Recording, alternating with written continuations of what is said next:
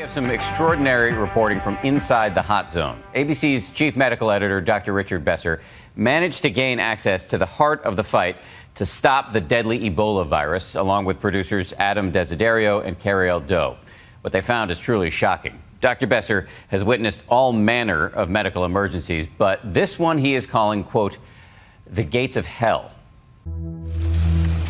I'm on my way to one of the most dangerous places on Earth. We're heading straight into the heart of an Ebola outbreak, the worst the world has ever seen. The contagion, a deadly virus that kills up to 90% of those it infects. You have to remember, this is Ebola Zaire. Highly contagious, highly infectious, very dangerous.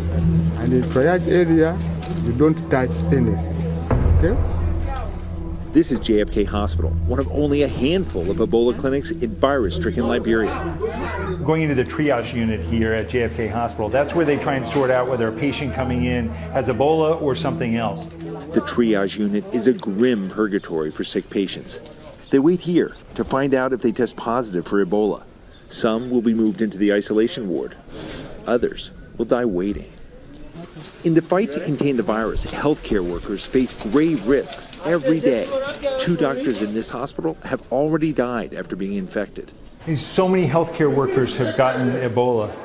Does that worry you? Yeah, it used to worry me before. It still worries me, but sometimes when I sit for long, I say I have to go and take care of my brothers and sisters. In this dangerous battle, doctors here have shockingly few resources. Some are forced to rely on makeshift contamination suits. So he's totally covered up for going into the Ebola ward. The final part is putting this hood on, but they don't have hoods that are ready-made, so they're making hoods out of other protective equipment. The protective hoods that would keep them safe cost less than $1.50, but with demand soaring, supplies are scarce. Once doctors leave the Ebola ward, simple household bleach is a lifesaver. This is where they are getting sprayed down after leaving the unit. If it isn't done properly, this is where they could get contaminated. Ebola is spread through contact with bodily fluids like blood, vomit, and diarrhea. Symptoms begin with fever, body aches, and vomiting, and then in some, severe blood loss and organ failure. Death can come quickly, often within days. As bleak as things are inside this clinic, patients in here are the lucky ones. They have doctors and medical care, and occasionally, a survival story. How are you doing? Just pulling out. Is she doing well? This woman is one of the few who recover from Ebola. How long has she been at the hospital? You have been here for how long? How many days? 1 week, 1 day today. 1 week, 1 day? Yes. And how do you feel today? I'm okay. Jumping. But the JFK clinic is overcrowded and overwhelmed. Doctors must turn away potentially infected people every day. Outside the Ebola isolation unit, there are patients waiting. These people think they may have Ebola. They're here to be evaluated. As they wait for medical attention, they watch as 10 bodies are removed from the Ebola ward. This is incredible. You know, seeing a truck cart away 10 bodies of people who died from Ebola. I can't imagine what someone is thinking who has arrived there for treatment.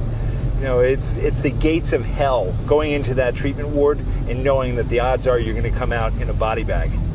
For the past 5 months, Ebola has ravaged Western Africa.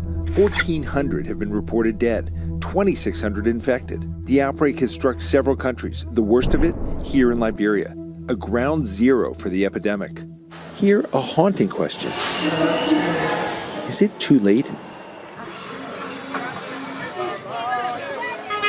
In the capital, chaos and panic is leading to desperate measures.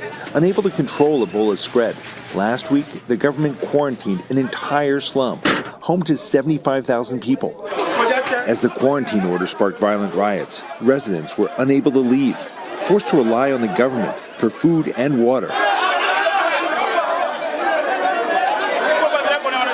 ABC News' Cariel Doe has been reporting from the center of the outbreak since it began. So they basically are checking who can come in and out of West Point. Only people with aid supplies and medical staff can go in and out. This is the part of Monrovia, the city, that's been quarantined. It's the poorest part of the city. It's where there's been the most Ebola, and they're not letting people in and out of that area. Fences keep thousands inside the slum, some separated from their families.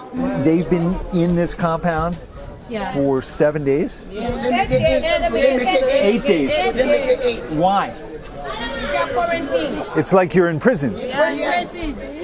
Inside the isolation zone, we spy a young man Cariel had met before the quarantine took hold. Stephen, I'm Dr. Rich with ABC News.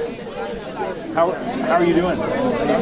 Stephen is a 30-year-old tailor from West Point. His father, sister, and 2 brothers all contracted Ebola. You know, normally when you got somebody sick, you can go into the hospital to visit them. How do you feel knowing that you can't see them? It appeared to me like we already lost a person. Although Stephen lives in West Point, he had taken to sleeping in his tailor shop outside the slum to avoid getting the virus. But in a stroke of bad luck, Stephen was inside the slum when the quarantine took effect.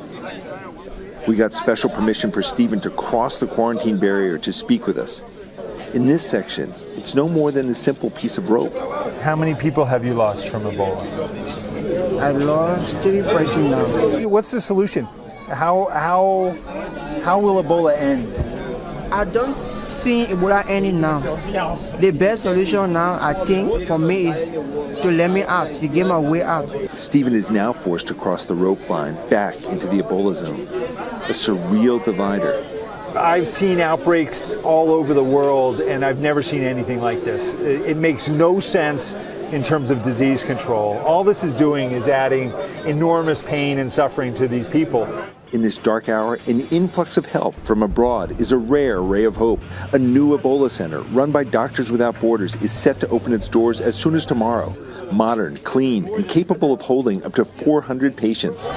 For so many people here, these efforts will be too little, too late. And many wonder what might have happened had the world only acted sooner. For Nightline, I'm Dr. Richard Besser in Liberia. And we want to thank Dr. Besser and our producers, Adam Desiderio and Cariel Doe, for their amazing and dangerous work tonight.